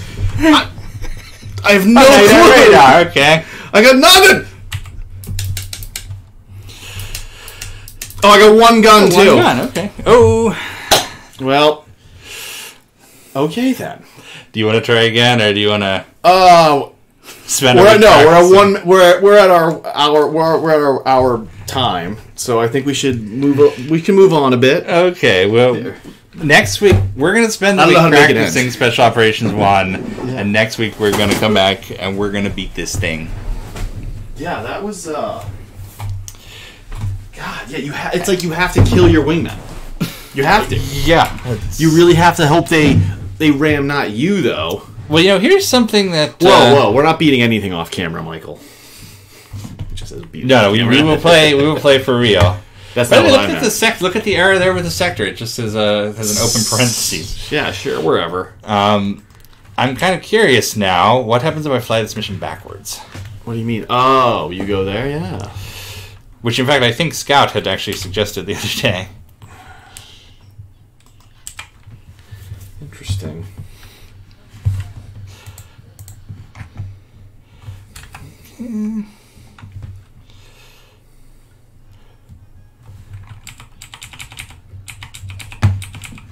Where are we here? Yeah. Guys, I know I'm going to die. I just want to try this, and then we'll... It's always, that's one of our things, is testing. Testing things that you just never thought about at the time. Like, for some reason, why is your paint perfect still?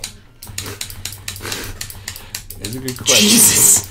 You gotta love the guys just buzzing your cockpit. Yeah, it's just a giant wad of eppies in every possible direction. Yeah. Huh. Yeah.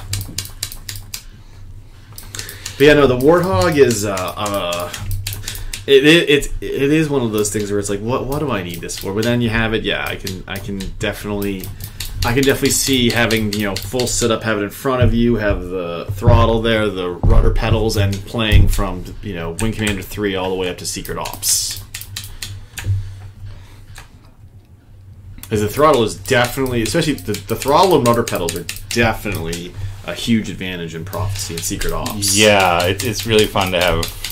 Yeah, because you can roll the, I don't even know if it's an advantage, because the game's pretty easy, but it is tremendously fun to control your computer with your feet.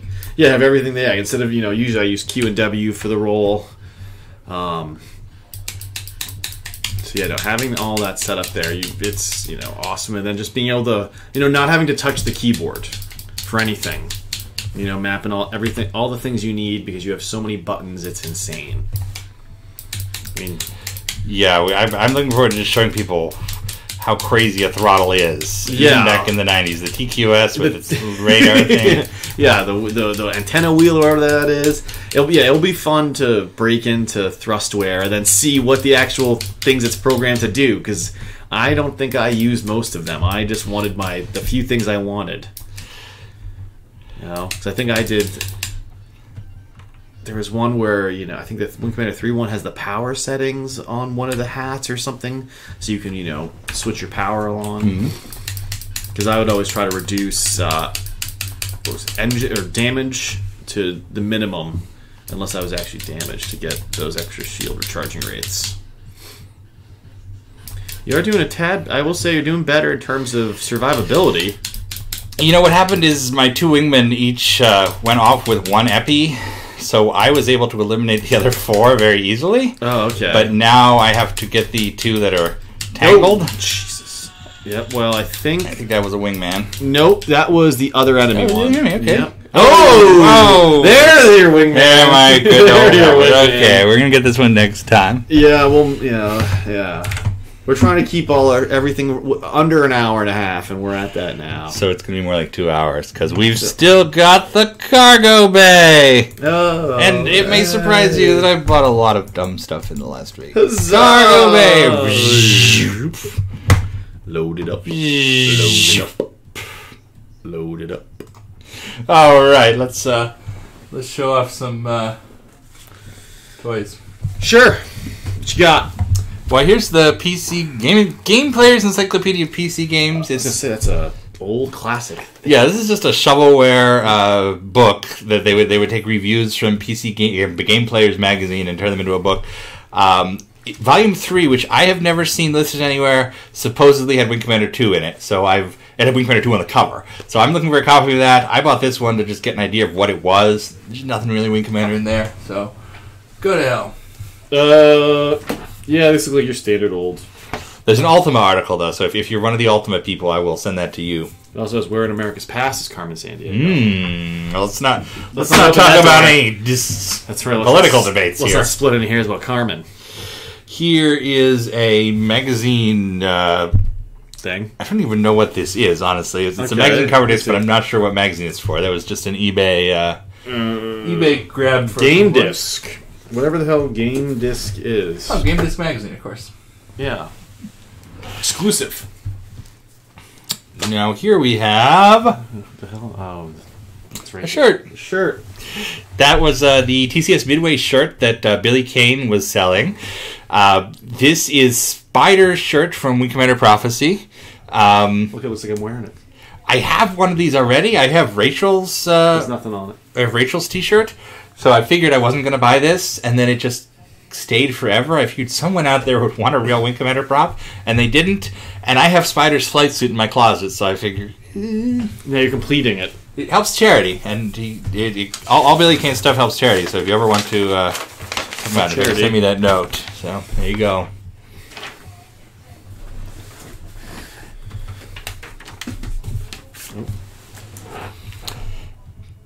So nice. He's just a good guy. His family appreciates it. Here are some slides. These are slides for the German home video release of Wing Commander that they would have sent out to the Wing Commander movie that they would have sent out to I'm not even sure how like to... magazines. Oh, there's and words such. on these sides. Look at that. I was reading the wrong side. I thought they looked weird. I don't know how to make this show up. Let's see. Oh, there we go. We German kind accent, of go for a lighter one. That one. And I happen to have a slide scanner, so I will scan those. Yeah. I like all the pictures are readily available. Anyway, Yep. here's an old issue of Computer Game Strategy Plus. You'll see why I bought it when you see the cover. I've never seen that picture used as a magazine cover, especially not contemporaneously, and that's it's actually a preview. It's a 2-page preview. It's not that interesting, but I'll scan that and have it up online shortly.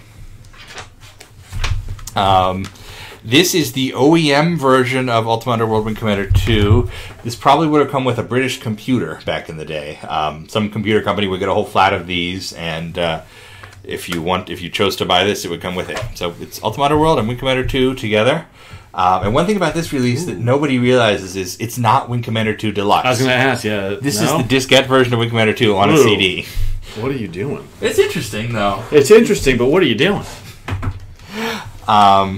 And my New Year's resolution is to start getting more European stuff, European Wing Commander releases. And I've started that with the German 3DO edition of Wing Commander 3.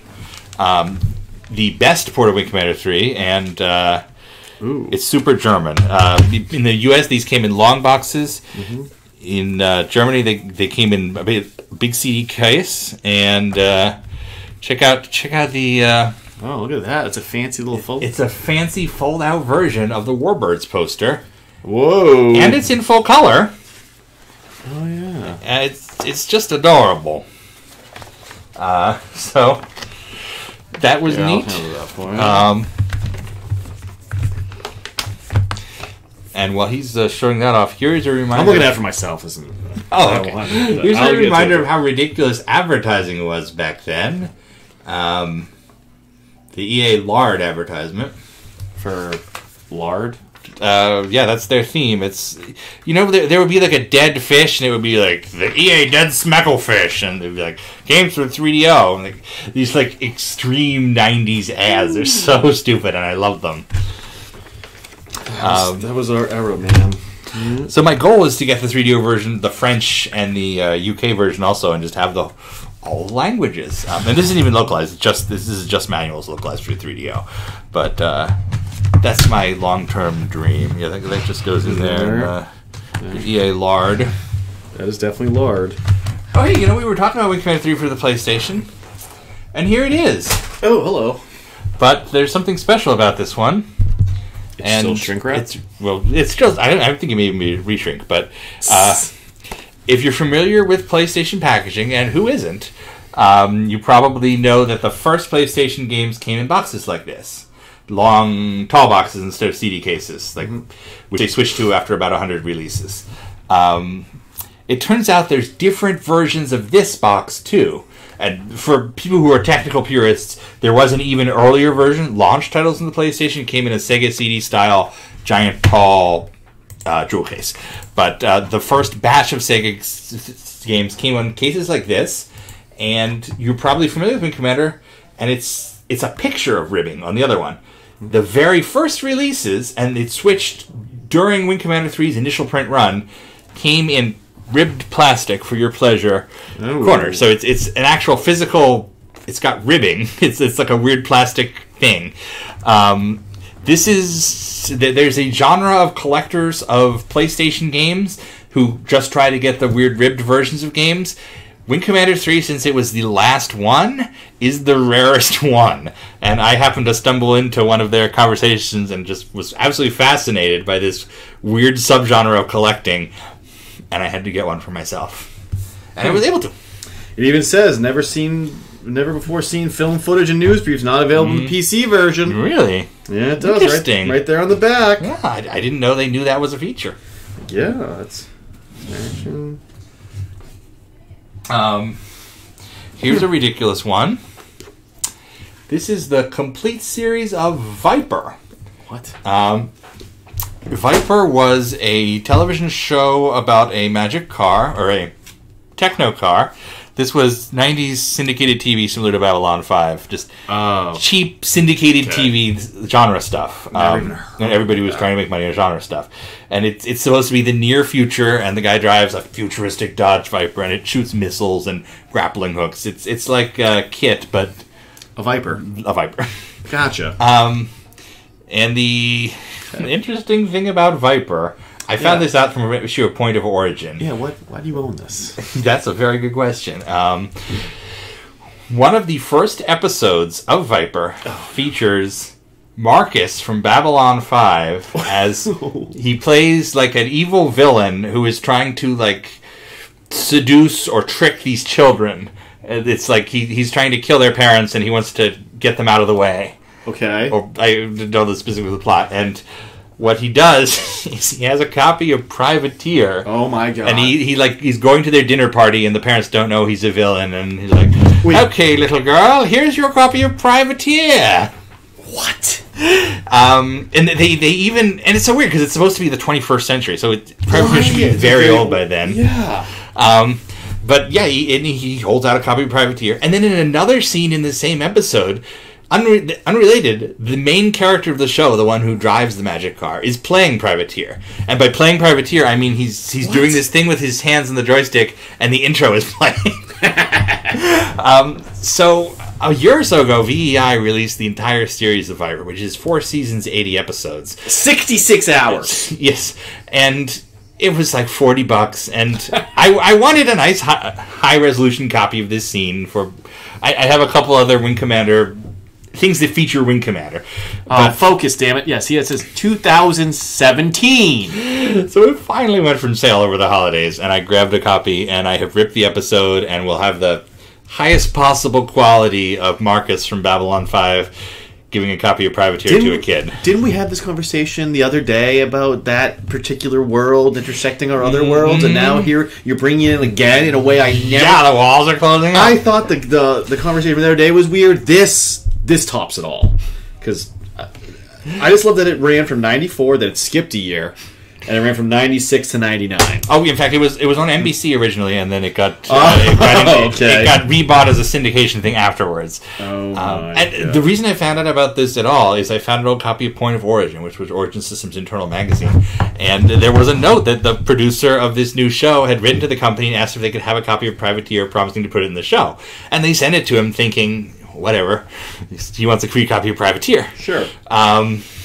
And then they watch it's like the third and fourth episode of the show, and there it is. It's in the dialogue. They even have the dialogue to cover up for the fact that it's not. It should be a 30-year-old game. He's like, oh, the kid is like, it's the latest copy of Privateer. What? Or the latest release of Privateer or something. And where is that? We want that. I will have that extracted for the next episode. Oh, I meant the newest copy of Privateer. I don't wait. Why am I assuming we'll have to watch at least one episode of this, obviously? I think we should watch this episode. Yeah. Here real quick. Here box games. Privateer 2. Nice and fancy. Oh, I had this one, but no. Yeah, that was a later one. No, that's the original. Yeah, I know, but I had the Deluxe. Deluxe is the second one. If it's this, you know what? We can do this because I also have. Of course you do. Oh, you have it right there? I don't. In fact, I have the other Deluxe. So this is the initial Deluxe release, the one that got in all sorts of trouble and was not really ever released. Comes with Privateer, and hey, here's our Thrustmaster ad. That's right. In fact, with the X-Fighter and the F-22 on the back. So this is the one that got broken in distribution. The one that he just holding was the original release, and there was a third release in 1997 that was this box, but it says Deluxe, and it's the Windows 95 version. And it also comes with the leftover crap that they produced for this and couldn't sell. I wonder if that's the one I have. Because I don't think I got it at release, but I don't remember. I'd have to look at my discs. I don't remember. Here is a hello. A nice copy of Wing 2 Deluxe that I picked up because I like the sticker. It says the complete Wing 2 saga now on CD-ROM. Original best-selling versions. I had not seen that before, so added that to the shelf. I won't resign, Admiral. I'm innocent. There's what I was talking about. See? Look at that screenshot. Yeah. In fact, neither of these screenshots is in the game. That scene at the top is in the game, but you're in Admiral Tolwan's office, the same office he uses later in the game to save the background space, and you use the old head instead of that original young Blair head. Yeah. And then that second one is just a render, it's somebody's frame render of the Gothry. You never see that in that resolution. And then it's not focusing because of the text and the glare, but yeah, we have a Kamek, and then a Morningstar, and then Supply Depot. Here we have the Telstar Double Value Games, a compilation from overseas. This is a European compilation. It's Wing Commander 2 and a Bullfrog game called High Octane. I don't know. And yeah, this is one of those. I will sometimes discover old new games through these weirdo compilations. So, okay. This one we'll have to try. What the? I've got two classics. I didn't need either of these, but so they're for the trade pile. They were with a lot. So if anybody out there is looking for some pretty nice condition classics, those are nice. Hit me up. He's got it. And if you want them cheaper, hit me up. I'll get you the same ones. It's on the shelf. And here is this box is in terrible condition. I want to get a real one of these if I can ever find one. I've only seen one come up for auction, and I finally bit the bullet and bought it just to image the discs and have this packaging. This is the EA Top 10 Mac Pack 2, which has the Emperor right there on the box. Originally, the CDs would have been lined up like they were floating here. I'll help you with that. And this is the best possible Mac Wing Commander compilation. It has Super Wing Commander, and it has Wing Commander 3, and a demo of Wing Commander 4. So this is almost all the Mac games in one package for cheap. Let's not let the people know the most important game on here. Of course, is Putt Putt and Fatty Bear Activity Pack, which that's a thing I just read, and it's all over the box. I have a very adult story about Putt Putt that I can't tell you on the stream, but I'll tell you afterwards. All right, and Putt Putt and Fatty Bears. What's weird is that doesn't even look like Putt Putt. That's like some weird game, some kid thing. I don't want to know. I can sense where this is already going. All right, what we got? So So here's some stuff from our contact at Universal, former Universal contact. This is the script for Invisible Enemy that we found about the ferret from. Oh, so can you see it? Can you see it? That's enough of that joke. Ooh, words on a page. And he actually even sent me the memo that went with it with the distribution list for people who got this script when it was sent around the office back before the days of email. Not even folded. And I have here a couple of... These are not scripts. These are script outlines. These are what's given to a writer who then turns it into a script. But we have the script outline for Recreation. That's the crossover episode. We have the script outline for Chain of Command. That's the best episode. And then we have an even earlier step, which is the one that comes before the script outline, which is the premise for On Both Your Houses from April 96. So that... I haven't even read this yet, and I'm excited to. I realize it may even be back when they were Wing Commander 3 characters instead of Wing Commander 1 characters. But that's not all. He also sent me a Wing Commander the movie script. This is the very first draft by Kevin Droney, before Chris Roberts had his pass. We've had this online for some years, but I had never known about the Universal connection. It turns out Universal was the one that first said they were interested because of Wing Commander Academy. It was Wing Commander Academy, and they said, okay, we want to do a Wing Commander movie. They were interested in financing it, and they had this initial script from Kevin Droney, and that's where that all started. I had no idea the Academy was so closely connected to the movie. But it is. The world we live in. He also sent me a hat, which, I don't know, it's on the... Which one? The student cartoon hat. It's on the Karathi. It's on the Karathi behind us. He's a little bit out of frame. That's why I didn't notice that. It's that cartoon airplane from Universal that would be at the end of the episodes. He seemed like a really nice guy. It was really sweet of him. There he is. We gotta always have the Karathi in frame. And my very last, only vaguely Wing Commander thing is somebody was giving this away. They did a Christmas giveaway on the Big Box Forum. They were like, pay the $6 for shipping and you can have it. This is a game called Darklight Conflict, Electronic Arts game from 1997. I was interested in this, and I'm going to stream it on this show because at the time they came very, very, very, very close to canceling this game and reworking it as a Wing Commander Academy game to tie in with the TV show. The president of Origin at the time, Neil Young, Heart of Gold, all that. And he wanted... His name is Neil Young. He's Australian, Neil Young. And he had this idea that they would just rip out the original IP they created for this game, and it would be a budget Wing Commander Academy game, and if the series had gone to a second season. So I want to try it. I want to see what that would have been like, even though it does not have the Wing Commander IP stuff. They can't spell encyclopedia. And that's it for our pickups this week. Hooray! Month. It's been a month. It has been a month for us. This looks very interesting. I will be curious when we try this as well. And it's interesting. They do the multiplayer. It says it literally just 2 copies of the game in the box. So you can give one to a friend to play multiplayer with. Those are the days. Remember that where you get the extra light disc of a game, and they'd say, or you with like Marathon, they give you 2 registrations, and only one would do multiplayer. This one, they don't even bother to have it be like a light disc. It's just a identical second jewel case. Oh, network up to 6 players, huh? So you have to have 3 friends buy it, so you can have 6 copies. God, I should tell the story. I remember learning about this, the whole, we're going to make a Wing Commander game. I was a teenager in 1998. Kind of glared. It's very interesting art. There's the ship shapes. It's interesting. Yeah, I was a teenager in 1998, and I got an invitation to go visit Origin. I was in Austin looking at colleges. I thought, I want to go to the University of Texas, maybe. And they said, come get the tour. And they did the whole nice PR thing. I got to meet everybody. And part of it was they had scheduled me for an hour-long interview with Andy Hollis, who was just taking over the Maverick product group at the time, but he was the big flight sim guy. And I was terrified. I was shaking.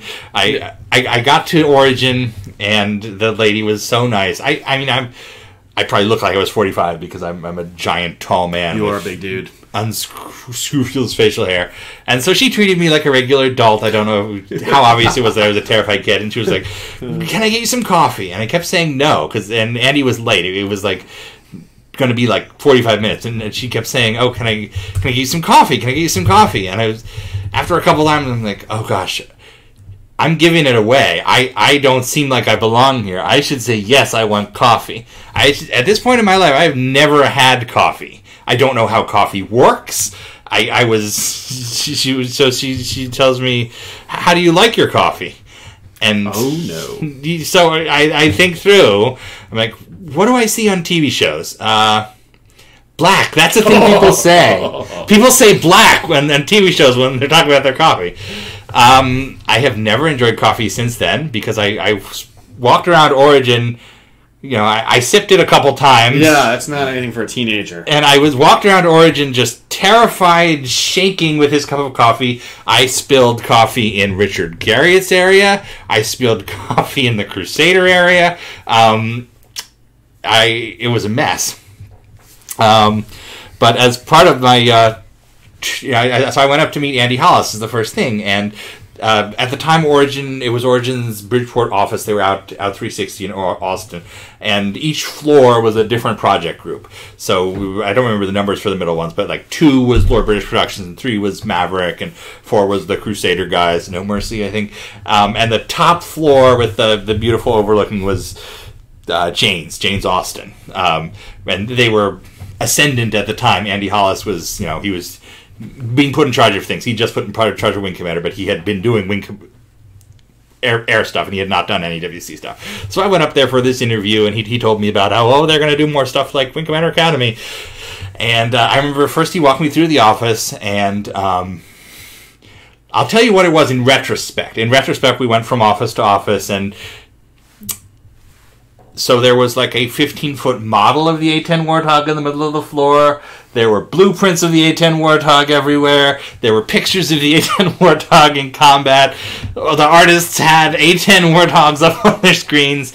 And so the first thing he goes, I can't tell you what we're working on, but maybe you picked it up from the tour. And I very earnestly, who was terrified and trying to... not be ridiculous. Yeah, not be ridiculous and take in all these senses. Like, no, sorry. And he's like, well, I think you'd look again. He's like, no. Do you guys really like airplanes on this floor? So, that was A-10 Warthog, which was eventually canceled. They did make an A-10 game for another company later, though. Different A-10, different things. Sierra did one before that, but Jane's A-10 was canceled. It was supposed to be pretty close to release. So I hope there are Jane's fans out there who were searching for a build. Is all Yeah. I don't know why I was telling that story, but it's a good one. We were... Somehow the Dark Lake conflict brought that up. Oh, okay. Yeah. What else? Are we good? We're good in terms of stuff. I mean, I need to find more shelves, but... Yeah. We did a great reorganization job in here a month and a half ago, 2 months ago, and, well, it's out the window. So, yeah, we'll do a reorganization in the next week or so. I'm thinking we should probably cut it close here because we were at almost 2 hours somehow. Yeah, well, we'll blame the Epi. Blame the Epi. So we're going to come back next week. We're going to beat that mission. We're going to beat Special Operations 1. Yep. We're going to start the Wing Commander Book Club. We may be able to go live as the first real episode that we share with people, because I think... Yep. We're getting there. I think today we're doing a little better. I feel like we've hit the heart. We still need some tech. We need to not be idiots about this stuff, but I need to stop staring at your... I always stare at your screen instead of looking at the one right in front of me, because it's not endearing, live. Though. I like that stuff. I just was hoping to get it to look better, and the damn shames have been putting together some really cool overlays and stuff. So our overlays look very good. And in fact, they sent me the first bunch, and I was going to do them this week, and I realized I have no idea how to use them. They're so much nicer than the trash I have right now. Hey, these are fantastic. So, stuff to look forward to. We'll see you next time on All Wings Considered.